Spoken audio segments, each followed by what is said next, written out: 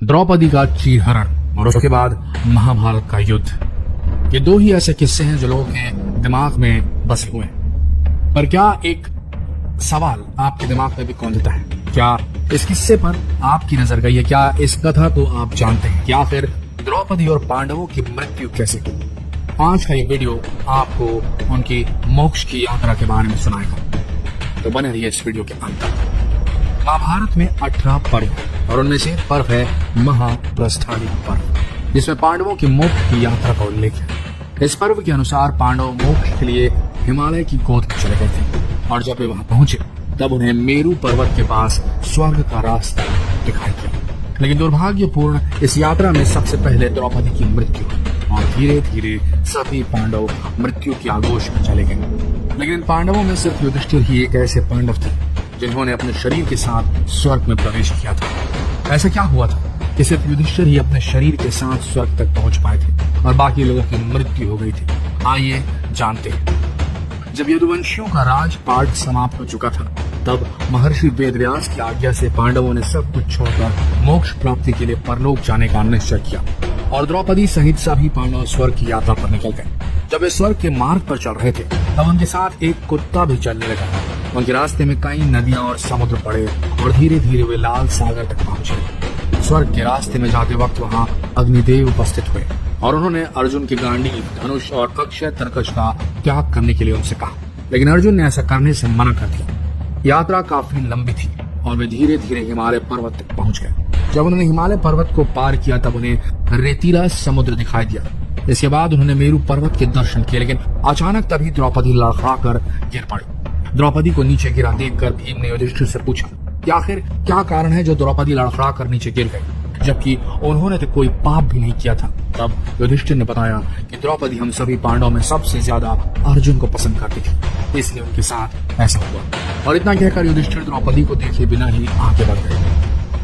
कुछ देर बाद सहदेव भी गिर पड़े और उसके बाद युधिष्ठिर ने सहदेव का गिरने का कारण बताया कि वो अपने आप को सबसे बड़ा विद्वान समझते थे और इसी कारण उनके साथ ऐसा हुआ। कुछ देर बाद नकुल भी गिर पड़े और उनके गिरने का कारण था कि नकुल अपने आप को बहुत सुंदर मानते थे और इसी अभिमान के कारण उनकी मृत्यु हुई। और उसके बाद बारी आई अर्जुन और युधिष्ठिर के अनुसार अर्जुन को अपने पराक्रम पर अभिमान था। अर्जुन ने कहा था कि एक ही दिन में शत्रुओं का नाश कर देंगे, लेकिन वो ऐसा कर नहीं पाए और इसलिए अपने अभिमान के कारण ही अर्जुन की भी मृत्यु हो गई। थोड़ा देर चलने के बाद भीम भी गिर पड़े।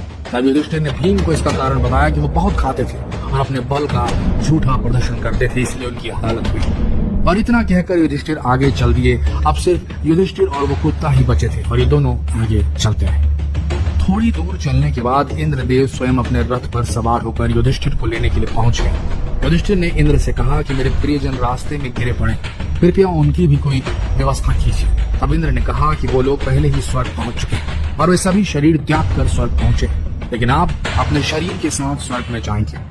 इंद्र की बात सुनकर युधिष्ठिर ने कहा कि यह कुत्ता मेरा परम भक्त, इसलिए इसे भी मेरे साथ स्वर्ग जाने की आज्ञा दीजिए। लेकिन इंद्र ने ऐसा करने से मना कर दिया।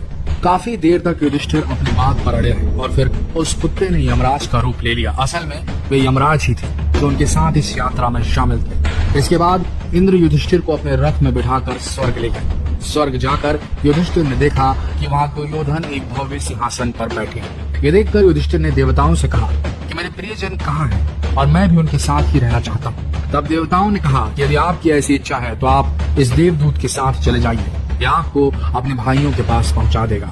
और फिर युधिष्ठिर उस देवदूत के साथ चले गए। देवदूत युधिष्ठिर को ऐसे रास्ते पर ले गया जो बहुत ही खराब था और उस रास्ते में बहुत अंधेरा था। चारों तरफ से बदबू आ रही थी, इधर उधर मुर्दे दिखाई दे रहे थे। वहाँ की दुर्गंध से तंग आकर युधिष्ठिर ने देवदूत से पूछा कि हमें और कितना आगे चलना है और उनके भाई बंधु कहाँ हैं? युधिष्ठिर की बात सुनकर देवदूत ने कहा कि देवताओं ने कहा था कि जब आप थक जाएं तो आपको लौटा लाऊं, यदि आप थक गए हो तो हम पुनः लौट चलते हैं। तब थक हार कर युधिष्ठिर ने ऐसा ही करने का निश्चय लिया और जब युधिष्ठिर वापस लौटने लगे तो उन्हें रोने की आवाज सुनाई थी। वो सब युधिष्ठिर से कुछ देर वहीं रुकने के लिए कह रहे थे। युधिष्ठिर ने उनसे उनका परिचय पूछा तो उन्होंने बताया कि वो कर्ण, भीम, अर्जुन, नकुल, सहदेव और द्रौपदी। तब युधिष्ठिर ने देवदूत से कहा कि तुम देवताओं के पास लौट जाओ, मेरे यहाँ रहने से यदि मेरे भाइयों को सुख मिलता है तो मैं इस दुर्गम स्थान पर ही रहूंगा। फिर देवदूत ने बात जाकर फौरन देवराज इंद्र को बता दी। ये बात सुनकर सभी देवता वहां आ गए। तब देवराज इंद्र ने युधिष्ठिर को बताया कि तुमने अश्वत्थामा के मरने की बात कहकर छल से द्रोणाचार्य को उनके पुत्र की मृत्यु का विश्वास दिलाया था। इसी के परिणाम स्वरूप तुम्हें भी छल से कुछ देर नर्क के दर्शन करने पड़े। अब तुम मेरे साथ स्वर्ग चलो, वहां तुम्हारे भाई पहले से ही पहुंच गए हैं। इस प्रकार युधिष्ठिर अपने भाइयों और द्रौपदी को स्वर्ग में देखकर बहुत प्रसन्न हुए। आशा करते हैं ये वीडियो आप सबको वो गाथा सुनाने में कामयाब हुआ होगा जिसके लिए आप यहाँ हैं। जितना हो सके इस वीडियो को शेयर करें फेसबुक पर, व्हाट्सएप पर, और मिलते हैं अगले वीडियो में। तब तक के लिए आप सबका धन्यवाद।